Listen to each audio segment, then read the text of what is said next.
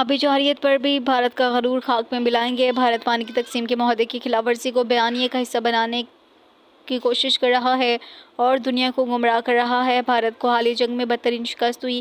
اجلاس میں وزیر اعظم نے کہا کہ چاروں صوبوں کی عوام کی پانی کی ضروریات پوری کرنا حکومتی ترجیح ہے۔ پانی کے لیے اپنے حق کو محفوظ بنانا سب کے لیے چیلنج ہے۔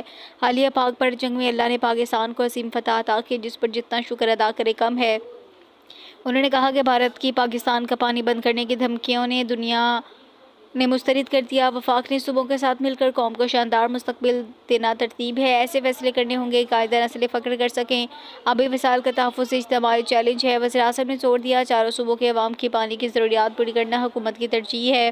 وزیر اعظم کا کہنا تھا ہمیں اپنے آبی ذخائر خود بڑھانا ہوں گے کیونکہ اگر آج اقدامات نہ کیے تو آنے والی نسلیں معاف نہیں کریں گی۔ ان کا کہنا تھا زندہ قومیں مستقبل کے لیے لائحہ عمل تیار کرتی ہیں۔ شکر ادا کرنے کا واحد طریقہ یہی ہے کہ شبانہ روز محنت کریں۔ معاشی میدان میں کامیابی محض باتوں سے نہیں عملی اقدامات سے ممکن ہے۔ انتھک محنت لگن سے ہی معاشی استحکام کا خواب شرمندہ تعبیر ہوگا۔